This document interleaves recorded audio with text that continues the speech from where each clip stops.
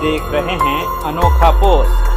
बिहार के सिवान जिले के महाराजगंज में बंगरा नाम से एक गांव ऐसा है जहां 27 स्वतंत्रता सेनानी हुए। इस गांव के स्वतंत्रता सेनानियों ने देश की आज़ादी के लिए अपनी जान न्यौछावर की। बंगरा गांव महाराजगंज मुख्यालय से ठीक सटा हुआ है। ये गांव स्वतंत्रता सेनानियों के गांव के रूप में चर्चित है। इस गांव में कई योद्धाओं ने देश की आज़ादी के लिए खुद को कुर्बान कर दिया, तो कई ने अंग्रेजों की प्रताड़ना के बावजूद अपना सर नहीं झुकने दिया। इसी के चलते फिरंगियों के दांत खट्टे करने वाले अमर शहीद देवशरण सिंह अंग्रेजी हुकूमत की गोली से शहीद हो गए थे और इसी वजह भारतीय स्वतंत्रता संग्राम के इतिहास में बंगरा गांव का नाम स्वर्ण अक्षरों में लिखा गया। लोगों के बीच चर्चा होती है कि देश की शायद ही कोई ऐसी गांव होगी जहां 27 स्वतंत्रता सेनानी पैदा हुए हों। इस गांव में स्वतंत्रता सेनानियों में देवशरण सिंह के अलावा रामलखन सिंह, टुक्कड़ सिंह, गजाधर सिंह, रामधन सिंह, रामप्रीत सिंह, सुंदर सिंह, सूर्यदेव सिंह के अलावा और बहुत सारे देश के लाल शामिल हैं। जी हां, इनमें से गोरख सिंह, सीताराम सिंह व राजा राम सिंह जैसे योद्धाओं को अंग्रेज गिरफ्तार नहीं कर सके तो इनके घर जला डाले। इसके बावजूद इनकी देशभक्ति में कोई कमी नहीं आई।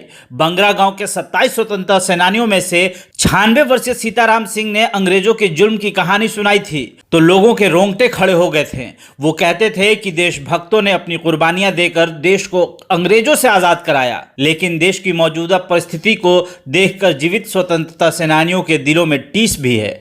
बिजली, स्वास्थ्य, शिक्षा, कृषि, सड़क, पेयजल आदि के लिए लोग तरसते हैं। उनका कहना है कि क्या ऐसे ही दिन के लिए अपनी जानों की बाजी लगा देश को आज़ादी दिलाई थी। महाराजगंज में जब अंग्रेजी हुकूमत का विरोध शुरू हुआ था तो नौजवानों की टोली का नेतृत्व उमा शंकर प्रसाद ने किया था। नमक बनाओ आंदोलन, सत्याग्रह और अपने स्कूल में छात्रों को अंग्रेजों से लड़ने की शिक्षा देने के कारण अंग्रेजी हुकूमत ने उन्हें 1942 में देखते ही गोली मार देने का आदेश जारी कर दिया था।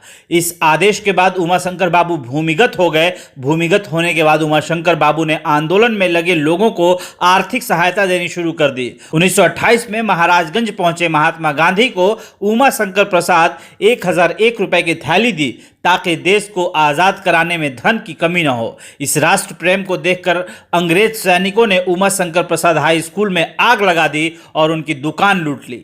आज़ादी के बाद उन्होंने देशहित में मुआवजा लेने से इनकार कर दिया था।